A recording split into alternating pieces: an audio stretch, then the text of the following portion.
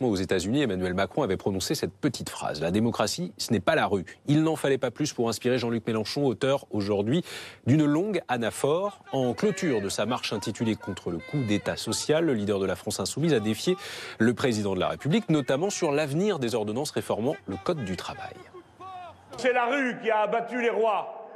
C'est la rue qui a abattu les nazis. C'est la rue qui a protégé la République contre les généraux félons en 1962. C'est la rue toujours qui porte les aspirations du peuple français lorsqu'il ne peut les faire entendre autrement. Pour que les ordonnances aient force de loi, il faut qu'elles repassent devant le Parlement.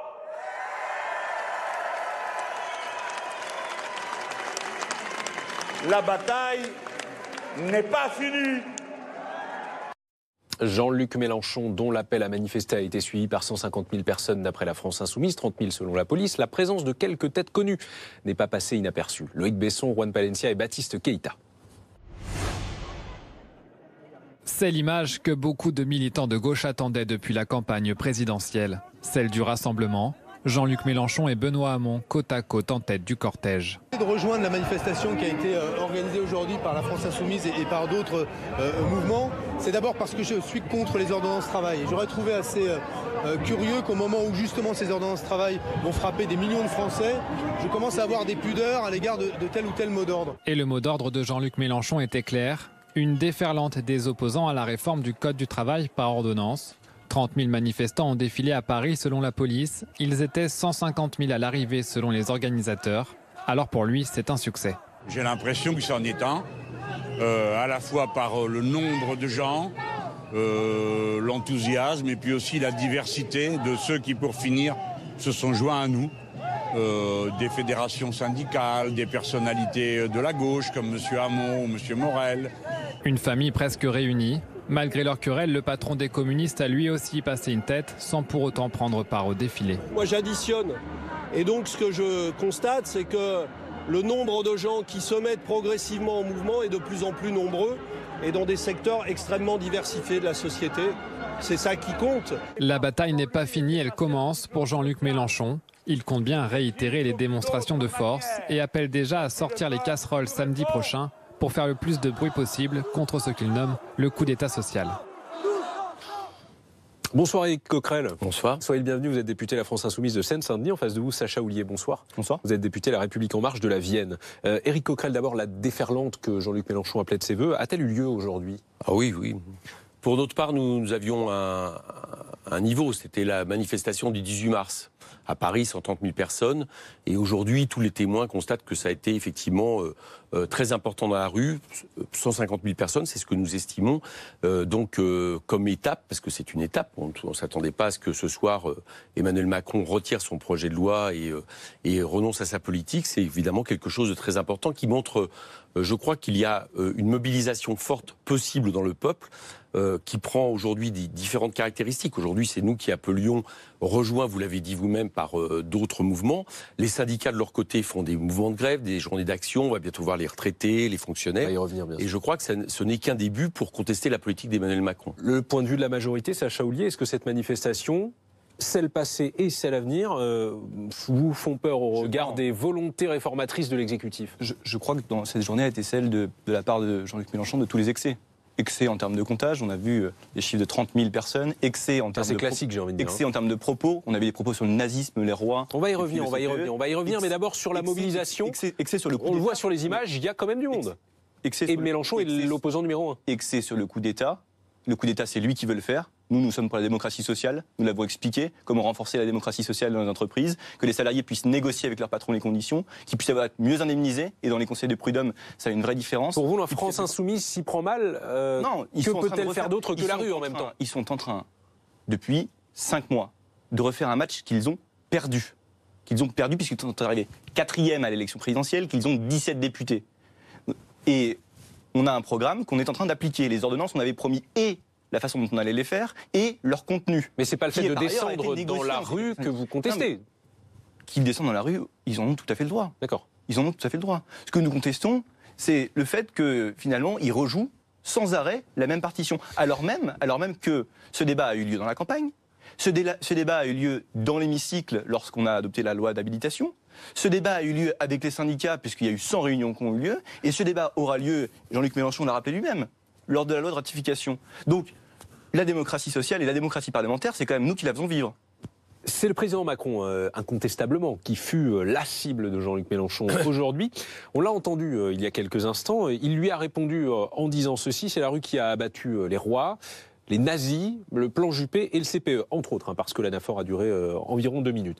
Ça a suscité énormément de réactions. En voici 2. Pour exemple, Christophe Castaner, porte-parole du gouvernement, qui juge indigne de porter ses couleurs. Il parle de l'écharpe bleu-blanc-rouge de Jean-Luc Mélenchon. Quand on mêle, dit-il, démocrates et républicains à la fange nazie, ses ennemis, ceux de Jean-Luc Mélenchon, sont tous les autres. Et puis ce tweet de Manuel Valls, ancien Premier ministre, député de l'Essonne. Pas de complaisance à l'égard de Mélenchon, de sa violence, de ses références historiques hasardeuses. Il faut être ferme, expliquer, réformer. Éric Coquerel, est-ce qu'il n'a pas commis quand même une petite erreur? Oui, c'est la grande artillerie ce soir. En invoquant l'histoire de la Seconde Guerre mondiale. Tous vos confrères ce soir n'ont absolument pas entendu ce soir. C'est eux-mêmes qui nous ont alertés sur la polémique qui était en train de lancer effectivement les personnages que vous citez, repris ici même. Parce que ce que Jean-Luc Mélenchon a dit simplement, c'est que il y a une réponse. Vous me laissez parler? Calmez-vous. Allez-y, il y a une réponse par rapport à ce qu'a dit Emmanuel Macron cette semaine, qui est un grand classique. Quand un gouvernement essaie de faire passer un projet de loi, il estime que les mobilisations sociales, ce n'est pas la démocratie. Seulement la Constitution prévoit effectivement le droit de grève, le droit de manifestation. Et sur la référence aux nazis. Attendez, laissez-moi. Nous savons bien qu'il y a à un moment donné que le fait majoritaire peut s'exprimer par la rue, par les mobilisations sociales, quand un gouvernement essaie d'appliquer des choses illégitimes. Et nous considérons, contrairement à ce qui a été dit, qu'Emmanuel Macron n'a pas été élu pour casser le code du travail, pour casser l'APL, pour faire une fiscalité pour les riches, etc. Mais ce que Mélenchon a dit sur les nazis, c'est historiquement faux, Éric Coquerel. Non. Mélenchon a dit une chose vraie, Jean-Luc Mélenchon a dit une chose vraie. Il a rappelé que dans les grandes périodes de l'histoire de France, à certains moments, effectivement, c'était les mobilisations dans la rue, les mobilisations sociales qui étaient dans le vrai. Le CPE et le plan Juppé, c'est vrai, pas sur les nazis, c'est juste ça. L'insurrection à Paris du mouvement populaire, pour vous, c'était du côté du pouvoir légitime, dit légitime à Vichy que se passait le pouvoir, ou est-ce que c'était dans la résurrection populaire? Est-ce que dans les FFI, c'était le pouvoir? Alors, ce qu'essaye de nous faire croire, je le dis tout de suite parce qu'il y a une vieille méchante polémique qui est déclenchée, comme quoi cette affirmation voudrait le fait que nous comparons le pouvoir d'Emmanuel Macron au nazisme, ce que nous n'avons pas fait, pas plus que nous avons comparé le pouvoir d'Emmanuel Macron aux généraux factieux de la guerre d'Algérie, puisque nous avons aussi parlé de ça. Nous avons cité un certain nombre d'événements où nous avons simplement montré que dans l'histoire de France, à certains moments, les mobilisations sociales, la rue, effectivement, avait valeur, portait une part de démocratie. C'est tout ce que nous avons dit. Il y a ce soir 2 polémiques qui sont déclenchées, excusez-moi. Le nombre. La préfecture de police a expliqué dans il y a 2 chiffres. La préfecture de police a expliqué qu'en réalité, comme d'habitude, elle ne chiffrait pas les manifestations politiques et que c'était un peu au jugé. Vos confrères de Libération l'ont jugé ce soir. Elle l'a fait aujourd'hui. Donc voilà, on est en train d'essayer de rabaisser ce que tout le monde a constaté ce soir, y compris vos reporters, c'est-à-dire un très grand succès en termes de manifestations populaires. Et au lieu de parler sur le fond, on a maintenant une contre-attaque. On va parler du fond, justement. On va parler, attendez, lancé sur une politique minable. On va parler du fond, c'est prévu. Il laisserait supposer qu'il c'est vous qui l'a déclenché. Arrêtez, c'est vous qui l'avez déclenché. On laisse répondre Sacha Houlié, s'il vous plaît. Là, on s'entend plus, le téléspectateur n'entend rien. C'est votre mot. C'est Jean-Luc Mélenchon qui a... Sacha Houlié répond, vous avez répondu. Son sujet à lui. C'est qu'il y a eu beaucoup de monde. Ok, on parle du fond et des enjeux derrière et des conséquences possibles. Beaucoup de monde dans la rue. Sacha Houlié sur la petite phrase et après on passe à autre chose. Effectivement, la réalité, il y avait beaucoup de monde dans la rue.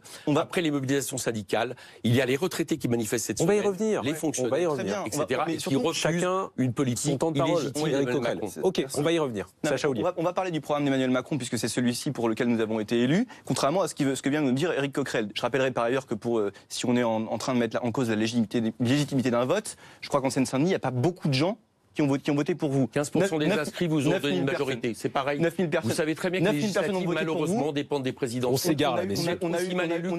Ah non. C'est vrai que j'ai fait le double voix de vous. C'est pas satisfaisant. Non. 15% pour ce qui concerne le programme d'Emmanuel Macron, puisqu'on va en parler. Il y avait le Libéré.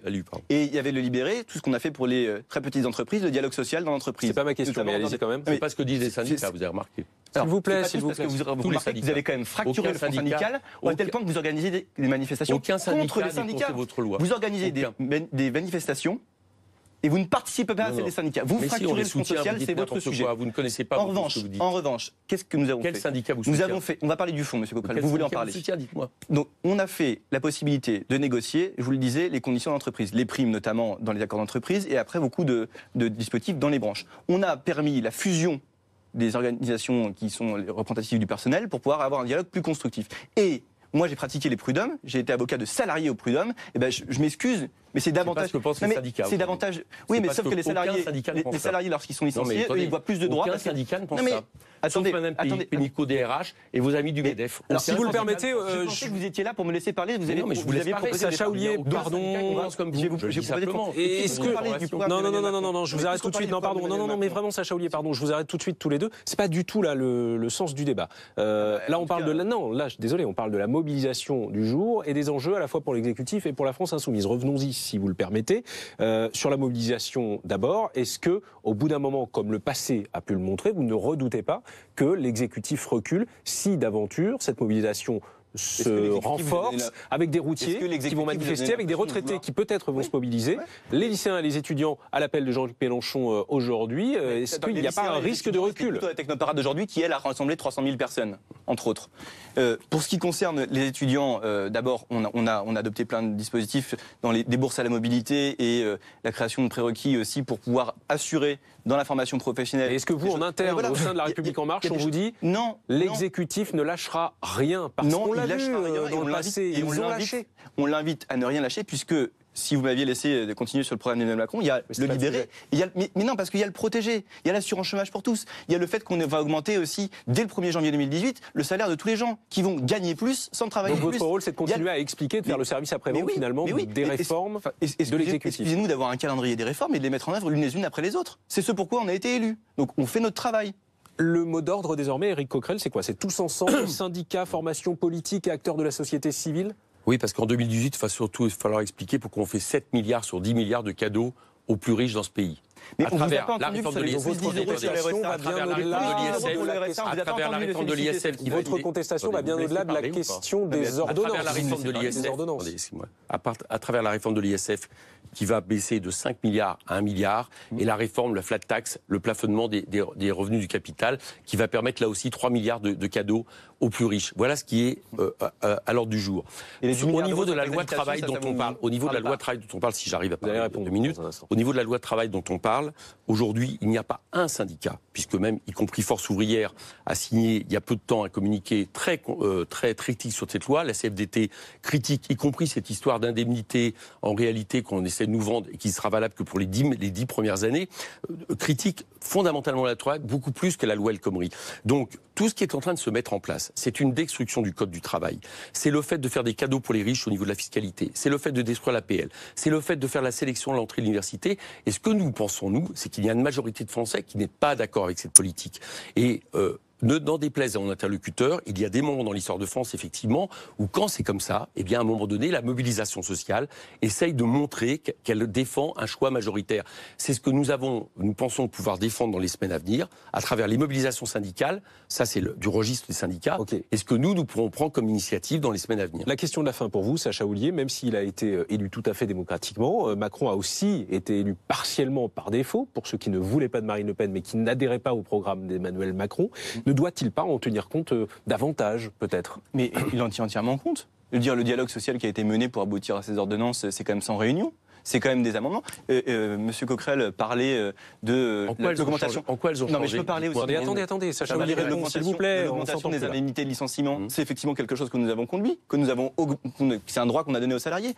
Les 100 heures de crédit de formation qui ont été octroyées lorsqu'il y a un refus de l'accord majoritaire dans l'entreprise pour les salariés qui la quittent, c'est aussi quelque chose que nous avons ajouté. Et donc, finalement, dans ce que nous le construisons avec ceux qui sont aujourd'hui les organes représentatifs, et donc avec les syndicats dont on a entendu certaines revendications. Mais le procès en illégitimité, je m'inscris en faux, c'est une élection, il y a un vote, il y a une majorité qui en découle, et on n'est pas dans une république bananière, il n'y a pas de coup d'État qui tienne, il y a un gouvernement et une majorité qui font les réformes pour lesquelles ils ont été élus. Éric Coquerel. Oui, donc je m'inscris en faux par rapport à ce qui vient d'être dit. Il n'y a pas un syndicat qui reconnaît le propos qui est tenu aujourd'hui par le vice-président de l'Assemblée en face de moi. Sur le fait de reconnaître quand même la légitimité de l'élection d'Emmanuel Macron, président de la République. Mais ça, c'est autre chose. Nous, on ne conteste pas le fait qu'Emmanuel Macron ait été élu. D'accord. Sauf que dans la démocratie, Sauf que vous faites une marche contre le coup dans d'État la social, Constitution, Éric dans la Coquerel. Constitution, le droit de grève est reconnu, le droit de manifester est reconnu. Oui. Donc le droit d'exprimer à un moment donné un fait majoritaire par des mobilisations sociales est reconnu. Donc on va regarder dans les semaines à venir ce qui se passe. Le million sur les Champs-Élysées, vous y croyez? Aujourd'hui, C'est possible ou pas? bien sûr, je pense que si nous Millions nous de y mettons personnes. tous, si on s'y met tous, syndicats, mouvements politiques, etc., nous pouvons effectivement montrer qu'il y a un refus très majoritaire dans le pays de la politique qui nous est aujourd'hui proposée. On verra bien. Aujourd'hui, la semaine prochaine, les organisations syndicales, et très certainement encore plus unies qu'elles l'ont été jusqu'à maintenant, vont continuer à s'opposer à la loi travail. Soit Emmanuel Macron veut passer en force, c'est-à-dire détruire quelque chose qui est un acquis, je vous rappelle, du Conseil national de la résistance, hérité de 46 sur le Code du travail, et même plus loin, puisque c'est à partir de la catastrophe de Courrières que le Code du travail a été construit. Bon, Emmanuel Macron tente ce rapport de force. Nous pensons qu'il y a dans le pays une majorité qui est contre. Voilà, les choses vont se passer, j'allais dire, de la manière dont la 5e République s'est passée. Aujourd'hui, chacun dans son rôle. Tout gouvernement prétend toujours, par rapport à une réforme, qu'il ne cédera pas. Monsieur Juppé l'a fait en 95, Monsieur Villepin l'a fait au CPE, et puis ils ont dû céder. Alors, on va regarder ce qui se passe dans les mois à venir. Non, mais juste une phrase, Sacha Oulier, moi, c'est fini. Il y a 6 millions de chômeurs en France, il y a aujourd'hui des gens qui ne trouvent pas de travail, eh bien, les lois qu'on adopte, elles sont pour objectif c'est pas ce que dit de le réduire le MEDEF. chômage. Merci à tous les deux d'avoir accepté l'invitation de Week-end Direct.